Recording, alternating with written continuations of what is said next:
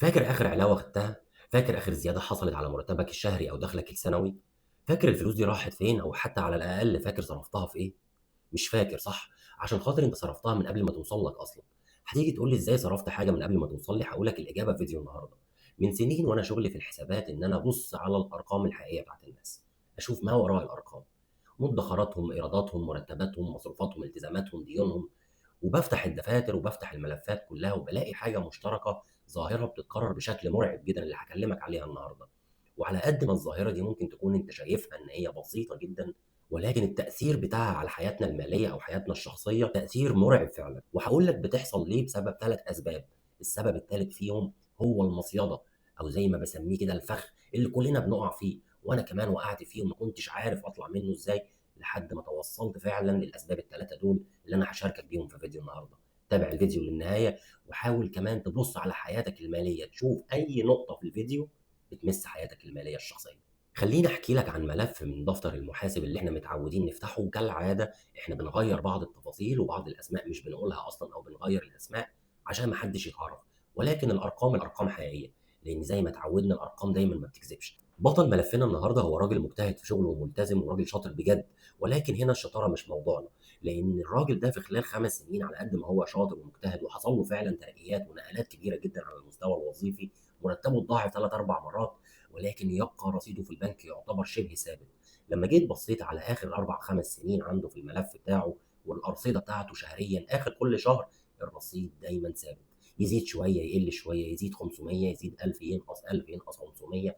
يعتبر النمط بتاعه أو الخط بتاعه ثابت، مش زي الخط بتاع الدخل بتاعه لمّا قفز القفزة دي 3، 4 مرات خلال السنة. المفروض ينعكس على الرصيد بتاعه، ولكن اللي حصل كان عكس التوقعات.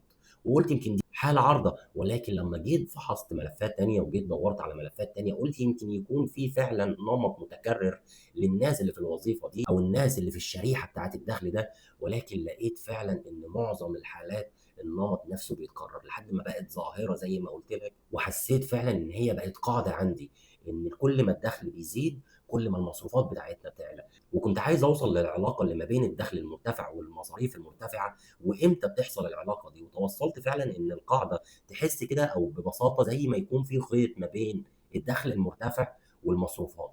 حتى لو كان الدخل ارتفع بزيادة كبيرة جدًا، في خلال شهرين 3 بالكتير هتلاقي المصروفات وصلت لنفس المستوى بتاع الدخل. وده اللي وصّلني لفكرة أساسية جدًا. الفكرة دي هي بتكمن في التوقيت، التوقيت بتاع الزيادة بتاعة الدخل وعلو المصروفات بتاعتك أو زيادة المصروفات بتاعتك لحد ما توصل لنفس المستوى بتاع الدخل بتاعك اللي زاد عن الطبيعي. دي بتاخد لها شهرين 3 بالكتير أوي عشان يوصل لنفس المستوى. وهنا توصلت للملخص بتاع الجزء الأول، إن مخك بيشتغل ضدك لمّا الزيادة بتحصل في مرتبك، لمّا العلاوة تحصل أو الزيادة تنزل أو أنت تعرف عنها إن خلاص قرّبت تنزل على مرتبك، هنا مخك بيبتدي يشتغل ضدك. وده اللي بينقلنا للجزء التاني في ملف النهارده، خلّيني أورّيك إزاي. بس قبل ما أقول لك الجزء التاني خلّينا كده نسأل سؤال، ليه المخ بيعمل كده؟ ليه مخنا بيعمل كده وبيشتغل ضدنا؟ خلّيني أقول لك المخ بتاعنا لمّا بييجي يستقبل العلاوة أو الزيادة في الدخل أو المرتبات، مش بيستقبلها كرقم، كرقم كده أصَم ما لوش أي معنى، لأ، هو بيستقبلها كإذن، كpermission إن هو يستاهل أكتر من كده، إن إحنا استحقينا فعلًا المبلغ ده، إن إحنا فعلًا مجهودنا اتقدّر، إن فعلًا تعالَ نعيش حياتنا، إن فعلًا لازم نخرج من الدايرة بتاعة الحرمان. وهو كل الحاجات دي كلّها هو بيفسّرها لك بعيدًا عن الرقم ذات نفسه. والملاحظة اللي شُفتها في الدفاتر بعيني ودي هتصدمك، إن القسط الجديد أو الالتزام الجديد بنقرّره في الأسبوع الأول بمجرّد ما العلاوة تنزل أو بمجرّد حتى ما نسمع عن العلاوة إن هي جاية في السكة خلاص. في نفس الأسبوع قرار العربية الجديدة بييجي، قرار الموبايل الأجدد بييجي، قرار إن أنا بقى أبتدي أغيّر بقى محتاج شوية بدل، محتاج شوية هدوم، محتاج شوية جرافتات. حتى يمكن في معظم الحالات من قبل ما العلاوة تنزل أو قبل ما الزيادة تنزل، مخنا بيقرر الحاجة دي بناءً على المعلومة اللي خلاص اتأكدت بالنسبة له إن العلاوة أو الزيادة في المرتب خلاص حصلت، أو بمجرد حكاية وقت لمجرد آخر الشهر وهتنزل لنا، فبيقرر عننا. الحكاية دي بتحصل بشكل أوتوماتيك. أنا عمري ما شُفت في معظم الحالات دي كلها أو حتى من الناس اللي حواليّا، وأنا حتى كنت كده، إن أنا مش باقرر إن أنا هاصرف العلاوة دي إزاي، إن أنا باحط خطة للعلاوة دي إزاي، لأ، أنا باشوف أنا هاشتري إيه، وباشوف إن أنا هاطوّر من حياتي إزاي، هاطوّر من احتياجاتي إزاي، بمجرد ما أعرف إن العلاوة أو الزيادة دي هتنزل لي في مرتبي، أو حتى في زيادة جاية على دخلي السنوي أو الشهري. ودي الجزئية الخطيرة اللي في الموضوع كله، إن ما فيش لحظة قرار إحنا بنحس بيها، بنحس إن القرار ده قرار أوتوماتيك حد بيقرره عننا أو مخنا بيقرره من غير حتى ما نقعد مع نفسنا كده ونرتاح شوية. ليه بقى؟ لإن زي ما قُلت لك الحكاية بتاخد شهرين 3 بالكتير ومصروفك يعلى لنفس المستوى اللي المرتب بتاعك أو الدخل بتاعك زاد فيه، ونرجع بعد 6، 7 شهور، سنة بالكتير جدًا بنستنى العلاوة اللي جاية أو بنستنى زيادة المرتب اللي جاي، نبتدي بقى نتكلم، نبتدي بقى إن إحنا نشوف الزيادة هتيجي إزاي، نحط خطة، نتكلم مع مديرنا إزاي، ندوّر على زيادة دخلنا إزاي، في حين إن إحنا المشكلة بتاعتنا مش السباق بتاع المرتبات، مش السباق بتاع الدخل، على قد ما هو السر في المصروف اللي بيعلى أو اللي بيتشد أوتوماتيك بمجرد ما الدخل يعلى. وهي دي الجزئية التانية، الجزئية بتاعة المصيدة أو الفخ، إن مخّك بيشتغل ضدك. ومش بس كده كمان، أنا عايز أقول لك على حاجة، إن الناس اللي حواليك بيشاركوا في المصيدة دي بدون علم منهم وبدون قصد منهم، وما تلومش عليهم، ولكن بمجرد ما يعرفوا إن في زيادة مثلًا، ناس في دايرتك القريبة بمجرد ما يعرفوا إن في زيادة مثلًا حصلت على مرتبك أو حتى دخلك، يبتدي بقى اللي يقول لك مثلًا العربية مش هتجددها، الموبايل مثلًا مش هتجيب موبايل جديد بدل الموبايل القديم اللي معاك ده، تعالَ ننزل نروح المكان الفلاني، تعالَ نسافر السفرية الفلانية، تعالَ نسافر المكان الفلاني، حاجات أنت مش في احتياج ليها دلوقتي، ولكن الناس بتاخد الزيادة أو العلاوة على أساس إن هي رفاهية زيادة، على أساس إن هي في براح مالي تقدر تتحرك فيه. والحكاية هنا مش حكاية حرمان على قد ما هو الفخ اللي كلنا بنقع فيه. الترقية عند الناس أو الزيادة عند الناس في الدخل أو المرتب معناها مظاهر جديدة مش أمان جديد. وتعالَ كده بقى نلخص الجزئية التانية بتاعة ملف النهارده واللي إحنا سميناها الفخ. تعالَ بقى بعد كده احسب بعد 5 سنين مثلًا أو 5 علاوات حصلت لك أو 5 مرات زيادة في المرتب وأنت بتتبع نفس النمط أو بتقع في نفس الفخ أو المصيدة، هتلاقي إن دخلك اتضاعف مرتين 3 خلال فترة معينة، ولكن حريتك المالية زادت صفر، ما فيش أي انعكاس على رصيدك في البنك، دايمًا رصيدك أقرب ما يكون للصفر.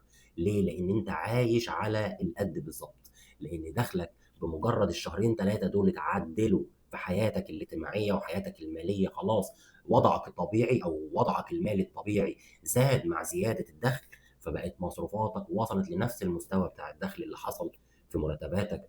فأنت لو ما اتحكمتش في مخك، ودي الجزئية التانية اللي بنلخصها النهارده، إن المخ بتاعنا بيشتغل ضدنا، فأنت لو ما اتحكمتش فعلًا في القرارات اللي بياخدها عنك أو بالنيابة عنك مخك، فهتقع في المصيدة وهتقع في الفخ. لإن زي ما قُلت لك هو أنت مش لوحدك، ده في محيط اجتماعي كله بيشارك نفس المنظومة دي، بيساهم في الظاهرة اللي بتحصل لك والنمط اللي بيتكرر ده. فلازم تاخد خطوة من النهارده بمجرد ما أنت سمعت الفيديو ده. صدّقني الموضوع مش بسيط، يمكن إن هو يبدو إن هو بسيط والموضوع إحنا مكبّرينه زيادة عن اللزوم، ولكن تأثيره، الحاجات اللي على الauto pilot دي، الحاجات اللي بتحصل بشكل أوتوماتيك دي، مش لازم إن هي إحنا نسيبها كده على التيار الآلي والوضع، خصوصًا الوضع المالي. لو الكلام ده حاسس إن هو بيوصف حياتك المالية، يبقى كل السلسلة دي معمولة علشانك أنت.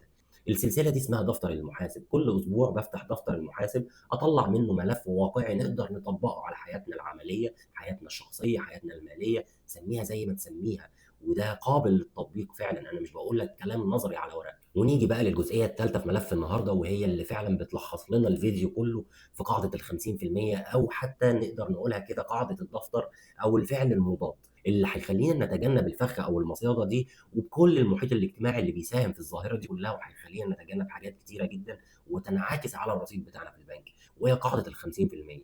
بمجرد ما تحصل لك الزيادة أو تسمع أو يتأكد عندك معلومة إن في زيادة هتحصل على مرتبك أو دخلك، تقسم الزيادة دي 50%، لازم تحوّلها للحساب اللي قُلت لك عليه في الملف الأولاني، تابع الفيديو اللي فات لو ما شُفتوش، لإنه بيناقش فكرة، الفكرة دي هي صلب الموضوع، إن الدخل الأوتوماتيكي لحساب معيّن بعيد عن الحساب اللي تحت إيدك، هو ده فعلًا اللي بيبني لك الأرصدة، هو ده فعلًا نسبة حريتك المالية، هو ده فعلًا الأرقام اللي فيه بتتّرجم لعدد أيام أو عدد شهور أو فترات معيّنة، هي دي اللي بنسميها الحرية المالية. الحرية المالية مش مجرد رقم في فلوس، ولكن كمان في توقيت.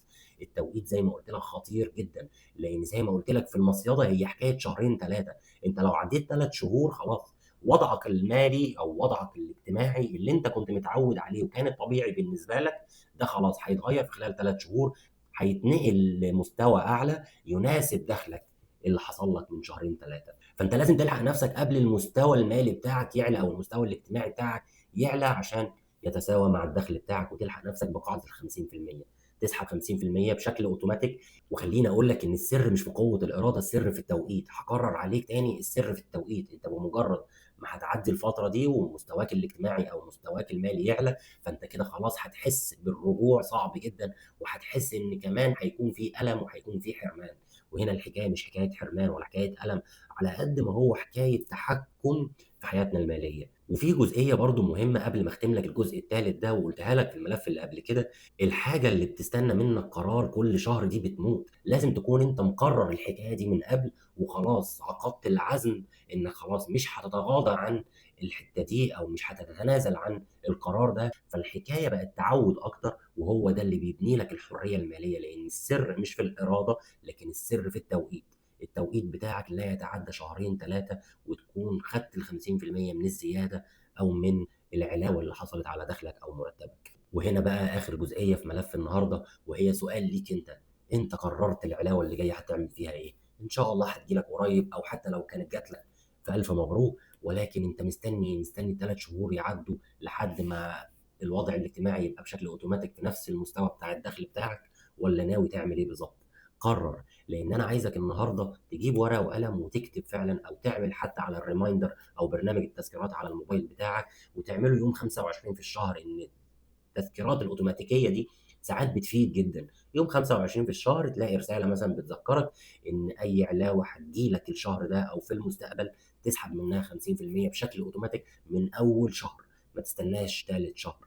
وده اللي بيحقق لك الحرية المالية، وده اللي بيحقق لك الأمان المالي، وبيتّرجم لتوقيت وبيتّرجم لزمن. الزمن ده فعلًا هو اللي أنت تعرف تتحرك فيه بحرية كاملة، وبتطلع من السيطرة بتاعة صاحب العمل أو صاحب الوظيفة أو مديرك في الشغل، أو حتى الظروف المالية اللي موجودة في حياتنا كلنا. لأن كلنا شبه بعض وكلنا مش غُربة عن بعض. بنختلف شوية في حاجات، ولكن طريقتنا في التعامل مع الفلوس يمكن كمان مختلفة، ولكن معظمنا كلنا بنتعامل مع الفلوس بشكل غلط. فأنا حاولت أغيّر من نفسي وفعلًا قدرت إن أنا أغيّر من طريقتي في التعامل مع الحياة المالية أو حياتي المالية. وعلى قد ما أنا محاسب وباشتغل في فلوس الناس وباشتغل مع الناس اللي عندهم فلوس وشركات، ولكن تعالَ شوف بقى الحياة الشخصية هتلاقي طبيعة مختلفة خالص. فلمّا جيت حاولت أطبّق اللي أنا اتعلمته في الحسابات واللي أنا بامارسه كمحاسب على حياتي المالية الشخصية، لقيت فعلًا إن النموذج بتاع الشركات ونموذج المحاسبين في الشركات لمّا بنيجي نطبّقه على حياتنا الشخصية وحياتنا المالية، هو اللي فعلًا بينجح. إحنا لو سِبنا نفسنا كده لعقلنا ومخنا إن هو يقرر عننا بدون دراسة وبدون فعلًا فهم حقيقي للغة بتاعة المال واللغة بتاعة الفلوس، هيسوّحنا، هيودينا ويلبسنا في الحيطة. وهتلاقي إن السنين بتجري ودخلك بيزيد بأضعاف، ولكن برضه مصروفاتك بتزيد والتزاماتك بتزيد. فقبل ما تقرر الزيادة هتعمل بيها إيه، فلمّا تيجي تتعامل مع الفلوس ما تخلّيش مخّك يقرر أوتوماتيك، لأ أنت حُط القرار، قرار واعي، قرار سليم، والتنفيذ أوتوماتيك. لازم تفرّق ما بين الاتنين. التنفيذ بيحصل خلاص بشكل عادة، اتحوّلت لعادة بتتحوّل بشكل أوتوماتيك كل شهر. الفلوس عارفة هي رايحة فين كل شهر. لكن القرار هو قرار عقلاني، هو قرار أخد وقته عشان كمان النتايج بتاعته تعود عليك بالإيجاب مش بالسلب. ما تسيبش حياتك المالية كده، لازم تركّز فيها. والحياة المالية مش بسيطة خالص. على قد ما هي إحنا فلوس بتيجي لنا وفلوس بنخرّجها أو بنصرفها cash in cash out، ولكن كل الشركات صدّقني وكل الbusinesses كلّهم بيشتركوا في حاجة واحدة بس، إن أساس نجاحهم المالي وأساس الrevenue والإيرادات المهولة دي كلّها هي الcash flow، الcash in والcash out. والgap اللي ما بينهم أو المساحة اللي ما بين الcash in والcash out هي دي الحرية المالية، وهي دي النسبة اللي لازم تحافظ عليها وتكبّرها كمان، وتخلّي في فارق كبير جدًا ما بين إيراداتك ومصروفاتك، طبعًا بالإيجاب مش بالسلب. وهاقول لك كلمة في آخر الفيديو خُد بالك منها كويس جدًا، خُد بالك من الالتزامات والأقساط والديون الجديدة. ما تحاولش، خُد وقتك بقدر كبير جدًا، جدًا. فكّر 1000 مرّة قبل ما تلتزم التزام جديد، قبل ما تقسّط قسط جديد، قبل حتى ما تستلف ديون جديدة. لإن فعلًا الديون من أخطر الملفات، وده الملف اللي أنا هافتحه لك من دفتر المحاسب الفيديو اللي جاي. ملف من أخطر ما يكون وهو ملف الديون. إن إزاي ممكن يكون شخصين، واحد أخد دين رفعه لفوق جدًا وحقق بيه نجاحات كبيرة جدًا مالية، وواحد تاني الدين بتاعه غرّقه وهو غرق كمان في الدين، وكمان بيّعه كل اللي حيلته ولسه برضه مديون. تابع الملف اللي جاي وما تنساش الاشتراك في القناة وتفعّل كمان التنبيهات عشان يوصلك كل جديد. أنا آسف إن أنا طوّلت عليك، متشكر جدًا، سلام عليكم.